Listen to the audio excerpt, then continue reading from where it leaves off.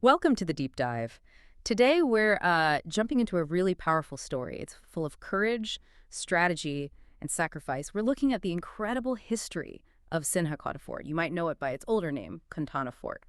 We've gathered some great sources that really help unpack its strategic importance, why it mattered so much, and they detail the dramatic, almost unbelievable battle to recapture it and the legacy that still echoes today. Yeah, and our mission here really is to go beyond just the surface facts.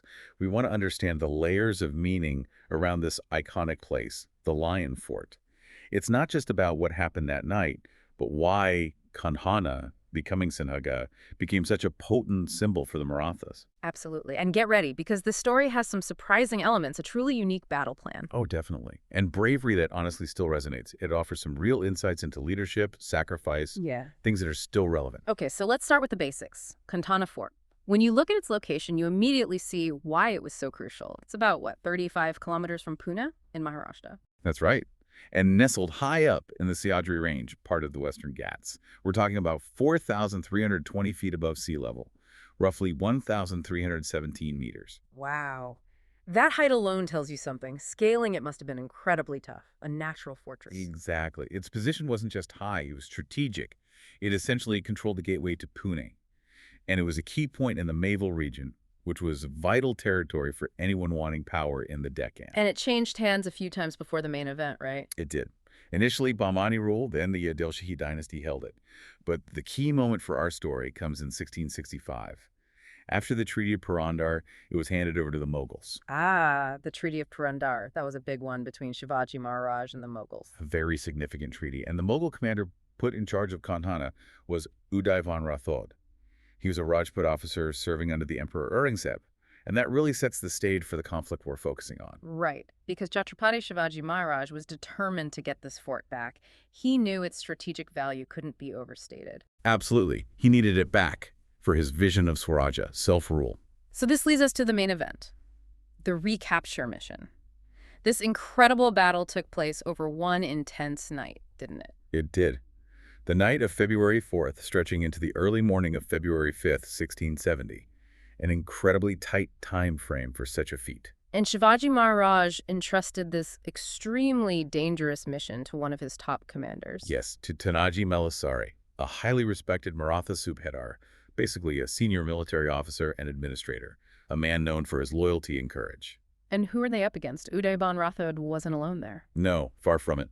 He commanded a formidable Mughal garrison. Sources suggest around 1,000 soldiers, well-equipped and holding a strong position. So the Marathas faced a tough challenge. How did they plan to take it? Not a long siege, clearly. No, definitely not. The plan was pure audacity, a surprise attack under the cover of darkness, midnight, relying entirely on stealth and, frankly, unbelievable bravery.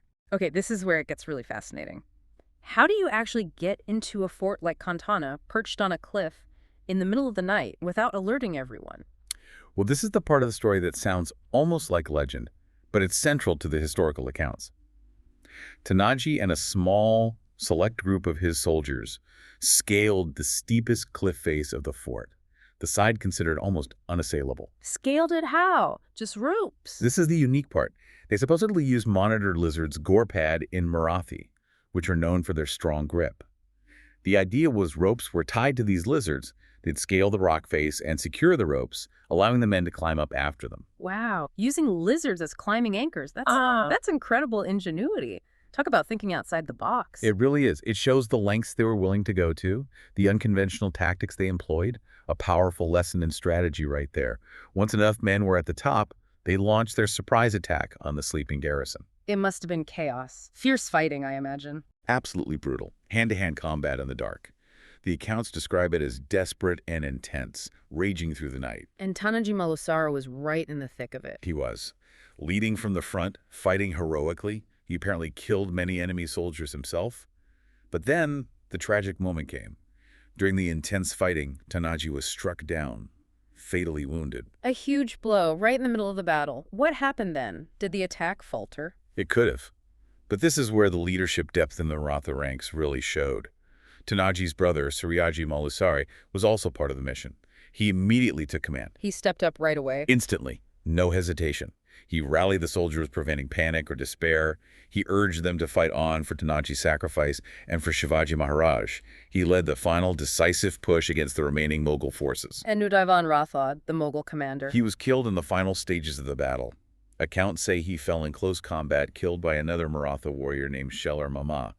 Interestingly, Shalar Mama was described as an elderly yet fierce fighter. An elderly warrior delivering the final blow. Incredible. So, by morning. By morning, the battle was won. The Maratha flag flew over Kondhana once more. But the victory came at a profound cost. Which brings us to Shivaji Maharaj's reaction.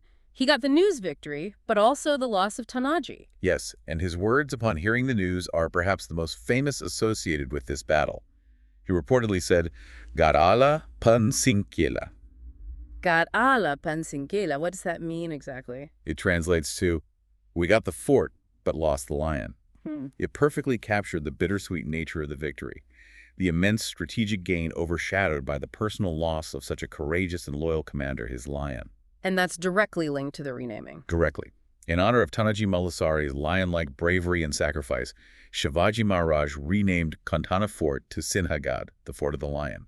And one of the first things done was the construction of a samadhi, a memorial tomb for Tanaji right there on the fort. A powerful tribute. But Shivaji didn't just rename it and build a memorial, did he? He acted strategically, too. Oh, absolutely. He immediately moved to secure and enhance its value.